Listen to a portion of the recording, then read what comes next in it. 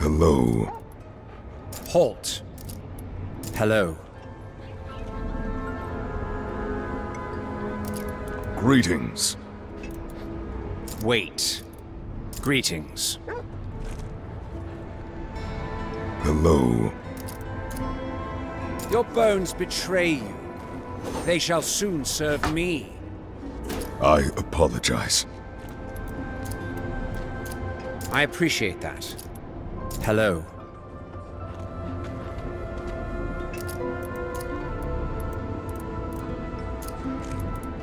Goodbye, not farewell. Farewell. Greetings, travelers. Welcome back to Diablo 4. So right now we're going to be doing probably one of the best features of this game, which is one of the world bosses, nightmare dungeons, and then also just kind of figuring out how to set up a clan. Here I have my Necromancer. I don't have like a specific build for him. Everybody has a build where it's like either minion build, corpus explosion build, or they have like a darkness build. I don't know how to call my build because it's mostly kind of like a bone skill kind of build. But in Diablo 4 you can customize your character like with the various armors you've salvaged. You can only like edit your armor if you salvage it from a blacksmith, and even through that, so if you salvage a lot of armors and all that, you get these assortments of looks, and the pigments that you can choose from also vary as well.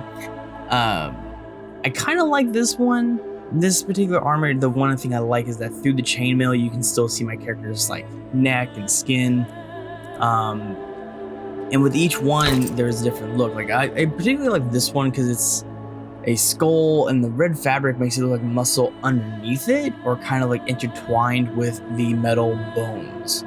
And to me it's just very, very necromancy. But overall that's what I have my look now.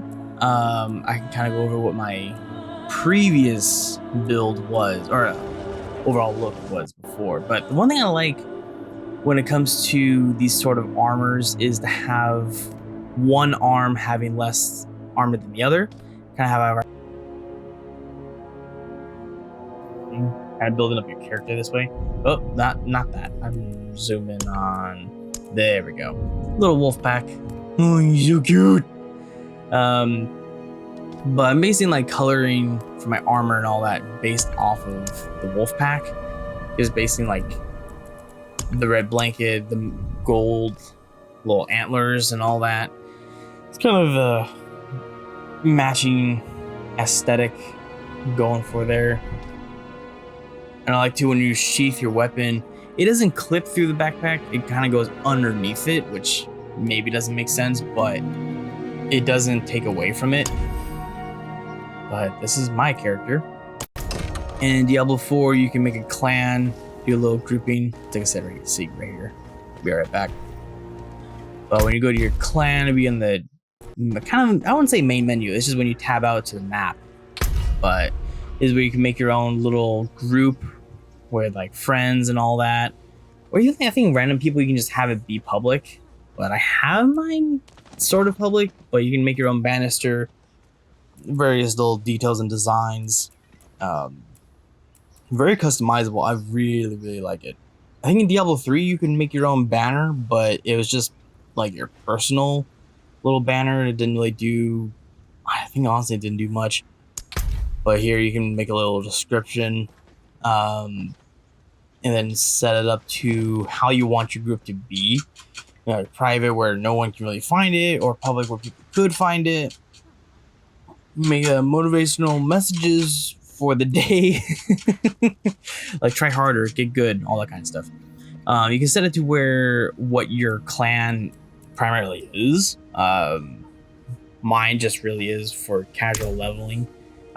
Not player versus player yet, I don't think, but primarily the two members are, funny enough, my brothers.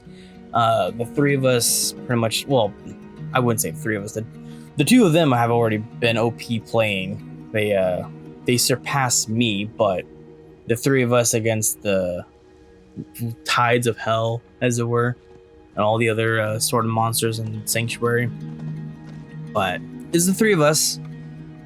We are the chosen trio here. You can see when people like want to join, but I have it really private in that sense where no one can just randomly join in. But from here on out, we will hop into the rest of the expansiveness of the end game of Diablo 4 with the world bosses, dungeons, nightmare dungeons, that kind of thing. But if you want to see more of stuff like that, let me know in the comments down below. So when we're here at one of the spawning zones, this boss is particularly called the Wandering Death. As we kind of like wait here for the boss to spawn, we can kind of see the terrain just it morphs to the aspect of the world boss, which I think this one is the only one that does it to like an extensive. Because at first you're standing in just sand, and now you're in like this mud, this like bile kind of mixed. Bones are swirling now. Yes. There's spirits swirling. Clouds are starting to swirl faster. And it just looks very, very nice. This is like the second or third time I might have fought him. But this time I'm joined with my brother, aka Bruce here.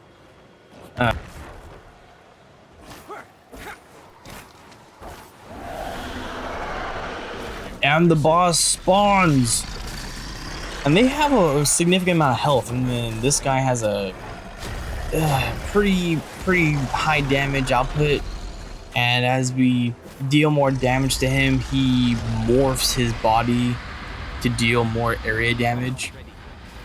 Luckily with my Blood and Mist skill, I can just phase through most damage and not take a lot, but as we go about, some players might die. We'll try to revive him here, try to like teleport every now and then, get him right back into the fray. Hopefully don't die ourselves. When in the middle of reviving, it takes a couple of hits to cancel said revive, but it's not like you can't die yourself mid-revive.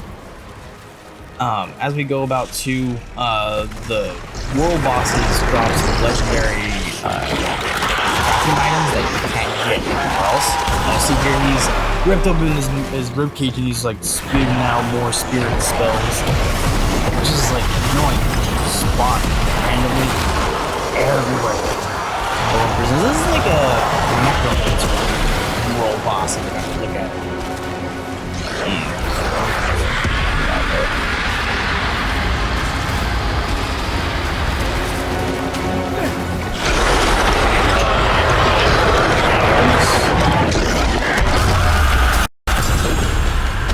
So we got a few little items here and there. Efficient. If you want to see more about like how the Paragon leveling is going, or how like the other world bosses are, let me know in the comments down below, and I'll post more about those. Right now, we're gonna hop right into a nightmare dungeon.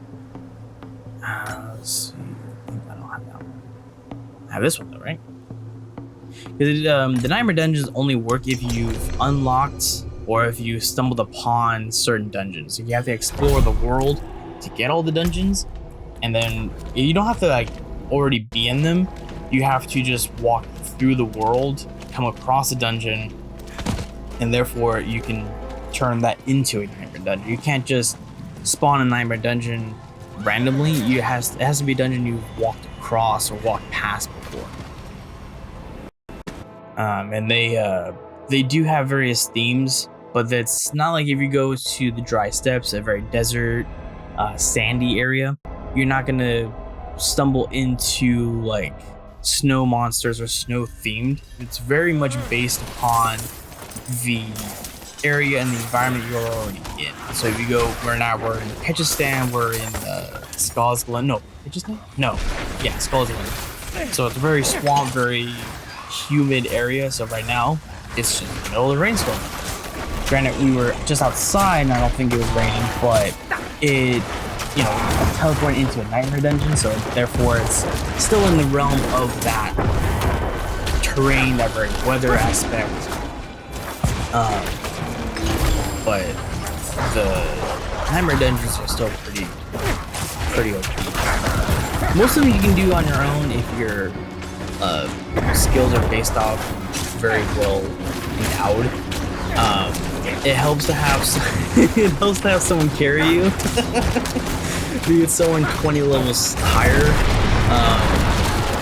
My brother's character is at I think what was it, 150% movement speed, so he's able to dodge a lot of damage. And with I think with the Barbarian, he's got a whirlwind skill that pulls in all enemies near him, so he's able to do a ton of damage, all while being able to avoid all damage at the same time.